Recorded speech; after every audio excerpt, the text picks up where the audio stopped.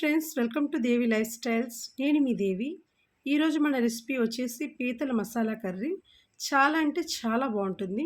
ఇలా కానీ మీరు చేసుకొని తింటే సూపర్గా ఎంజాయ్ చేసుకొని తినేస్తారు.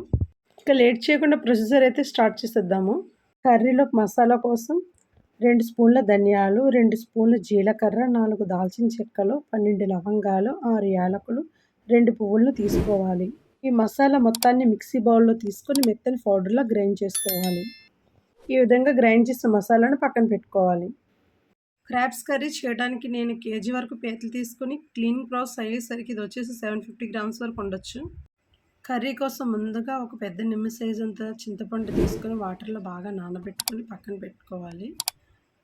తర్వాత మనం ఒక 2 పెద్ద సైజు టమోటాలు పేస్ట్ చేసి పక్కన పెట్టుకోవాలి. 2 పెద్ద సైజు ఉల్లిపాయలు కూడా పేస్ట్ చేసి పక్కన పెట్టుకోవాలి.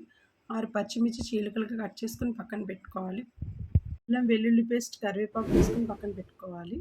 తర్వాత స్టవ్ ఆన్ చేసుకొని ఒక ప్యాన్ తీసుకొని 5 టేబుల్ స్పూన్ల ఆయిల్ వేసుకొని వేడి చేసుకోవాలి. ఇందులో 1/2 టేబుల్ స్పూన్ మెంతులు, 1/2 టేబుల్ స్పూన్ ఆవాలు వేసుకొని వేయించుకోవాలి.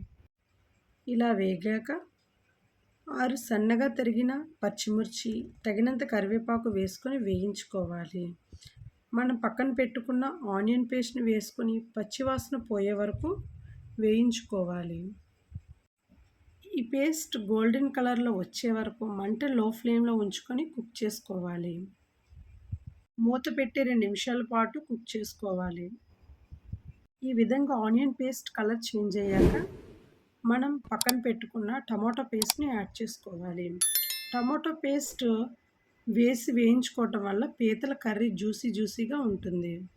టమాటో పేస్ట్ అడుగంటకుండా 5 నిమిషాల పాటు పచ్చివాసన పోయేంత వరకు కుక్ చేసుకోవాలి.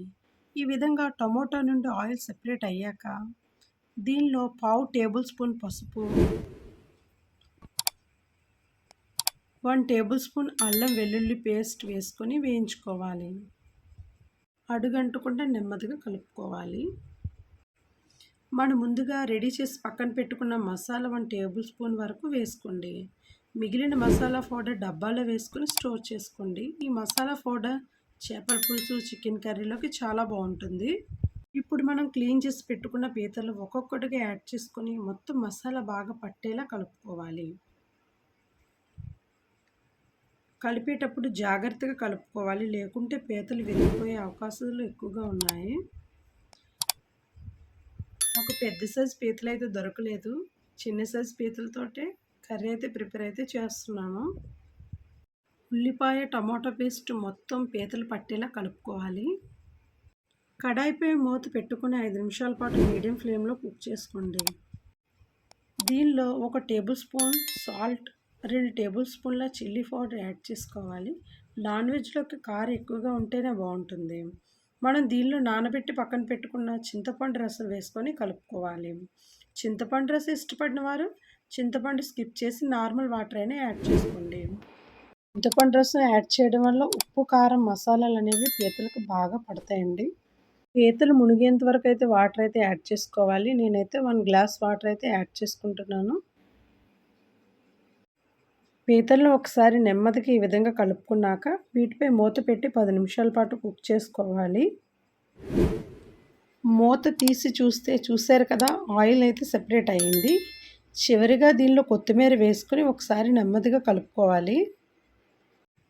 మధ్యలో కలుపుతూ పీతల్ని ఈవెన్గా ఉడికించాలి. గ్రేవీ చిక్కగా ఉండాలంటే మూత పెట్టకుండా ఉడికిస్తే సరిపోతుంది.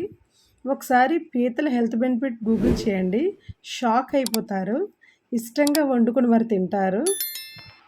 అంతే, రెడీ అయిపోయింది.